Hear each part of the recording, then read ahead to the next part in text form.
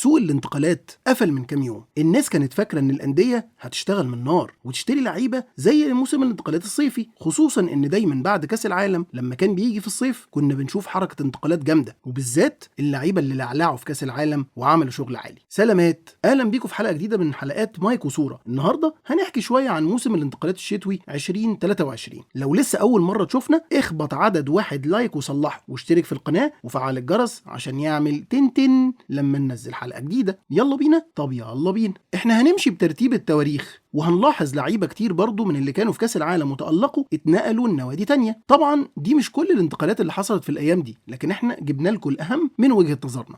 يوم 21 ديسمبر في لعيب اتسرح، وخبر تسريحه عدى على ناس كتير، وهو اسكو اللاعب الاسباني واللي كان في ريال مدريد وراح اشبيليه. للاسف يوم 21 ديسمبر اللي فات الاداره سرحته وقالت انه ما عملش اللي كنا مستنيينه منه. يوم 23 ديسمبر حارس المرمى بتاع المكسيك المخضرم اوتشوا اخيرا ساب المكسيك وراح نادي في الدوري الايطالي. يوم 25 ديسمبر اتنقل المهاجم البرازيلي ماتيوس كونيا من اتلتيكو مدريد لولفز في اعاره مع احقيه الشراء ب 44 مليون جنيه استرليني. يوم 28 ديسمبر عندنا 2 لعيبه الديل بتاعهم خلص يومها. الاولاني هو اللاعب الهولندي اللي تألق في كاس العالم جاكبو، اللي اتنقل من اندهوفن لليفربول في صفقه لسه ما اشتغلتش. ربنا يعين اللي بيشجعوا الريدز. الصفقه كانت ب 35 مليون جنيه استرليني. الصفقه الثانيه بقى كانت للاعب من كوت ديفوار وهو فوفانا، وفوفانا المهاجم غير فوفانا المدافع اللي انتم شايفين صورته قدامكم، وده اتنقل من فريق اسمه مولدي في النرويج لتشيلسي. الصفقه كانت ب 10.5 مليون جنيه استرليني، وبجمله اللعيبه اللي اشتراها تشيلسي الموسم ده. يوم 30 ديسمبر اوعى بقى الدون الكريستيانو رونالدو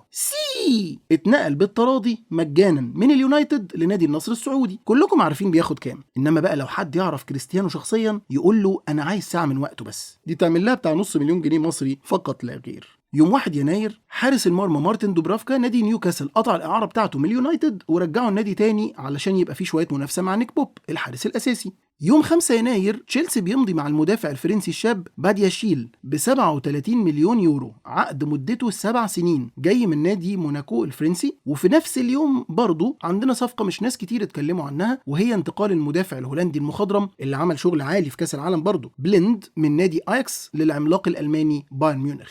يوم 6 يناير انتقل اللاعب سانتوس خط النص البرازيلي اللي هو برازيلي واسمر من فاسكو دي جاما لنادي تشيلسي برضه بقيمة 13 مليون استرليني. الصفقة الثانية هي انتقال الجناح الكرواتي اورسيتش اللي جاب جون في ماتش الثالث والرابع لو فاكرينه في كاس العالم قصاد المغرب، ربنا يسامحه بقى، واللي اتنقل من دينامو زغرب لنادي ساوثهامبتون الانجليزي في صفقة بقيمة 8 مليون جنيه استرليني. يوم 11 يناير اللاعب الموهوب جواو فيليكس البرتغالي اتنقل على سبيل الإعارة من أتلتيكو مدريد لتشيلسي برضه، اللي دفعوا 11 مليون يورو علشان يستعيروا فيليكس. يوم 13 يناير عندنا بقى فيجهورست المهاجم الهولندي اللي شفناه في كاس العالم بيجيب اجوان في اوقات حاسمه، وبينطبق عليه الاغنيه بتاعت سعاد حسني عنده برود اعصاب اسم الله ولا جرح بريطاني، مع انه هولندي يعني، ويشوط ازاي او كده كده اهو ويجيب الجون ازاي او كده كده. المهم يعني فيجهورست اتنقل من بيرلي لليونايتد على سبيل الاعاره بعد ما دفعوا النادي بشكتاش 3 مليون يورو علشان يكسروا الاعاره بتاعته هناك.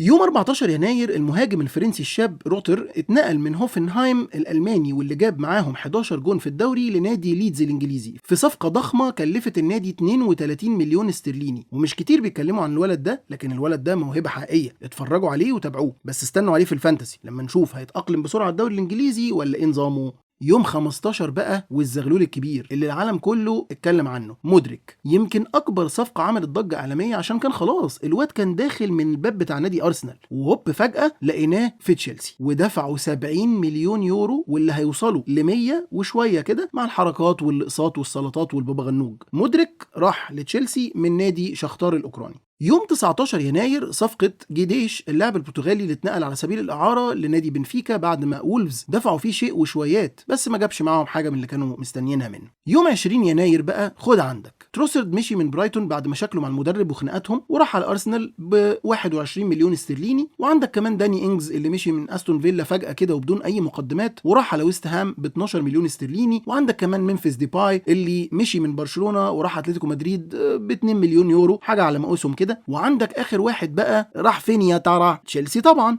وهو مادوكي اللي جابوه من بي اس في اندهوفن بيدوب 35 مليون يورو بس. يوم 28 يناير اخواتنا المغاربه بقى، ايوه كده، عز الدين أناحي بينتقل من نادي انجي الفرنسي لنادي مارسيي في صفقه قيمتها 10 مليون يورو يوم 29 يناير. ولسه تشيلسي ما خلصش، بتخلص بقى هي مع اللاعب الفرنسي جوستو قادما من ليون بقيمه 26.3 مليون استرليني. لكن الغريب ان هم بعتوه اعاره لفرنسا تاني في نفس النادي. وفي صفقه تانية لما نيوكاسل اشتروا الجناح الانجليزي الشاب انتوني جوردن من ايفرتون ب 40 مليون استرليني. يوم 31 بقى اللي هو المفروض اخر يوم في الانتقالات، بنتفاجئ بجواو كانسيلو بيمشي من مانشستر سيتي ويروح على بايرن ميونخ على سبيل الاعاره مع امكانيه الشراء ب 70 مليون يورو. والله ما حدش فاهم الفيلسوف الاقرع ده بيفكر في ايه. وفي مفاجاه تانية برضو، تحس ان تشيلسي كان بيحاول يضحك على الارسنال لما ادوهم جورجينيو ب 12 مليون استرليني، وغالبا تلاقيهم قالوا لهم ده احسن من مودريك. انت مدرك طبعا الموضوع ده. وبرضو في مفاجاه تانية هنلاقي دوهيرتي مشي ببلاش من توتنهام وراح على اتلتيكو مدريد، وبيجي مكانه لاعب اسباني اسمه بورو من سبورتنج لشبونه على سبيل الاعاره برضه. وكمان عندنا الحارس المخضرم واحرف واحد في كوستاريكا كيلور نافاز اللي راح من باريس سان جيرمان لنوتنغهام فورست على سبيل الاعاره علشان يعوضوا الحارس الاساسي هندرسون اللي اتصاب اصابه طويله. المفروض كده ان سوق الانتقالات اتقفل، لكن عشان تشيلسي قادر يوم 1 فبراير قفلوا اللعبه بديل من العيار التقيل عشان يبقوا صرفوا اجمالي تقريبا 500 مليون جنيه استرليني في موسم الانتقالات ده بس. اللاعب الاخير بقى هو انزو فرنانديز اللي اشتروه من بنفيكا ب 107 مليون جنيه استرليني بعد ما الولد اخد جايزه احسن لاعب شاب في كاس العالم قطر 2022.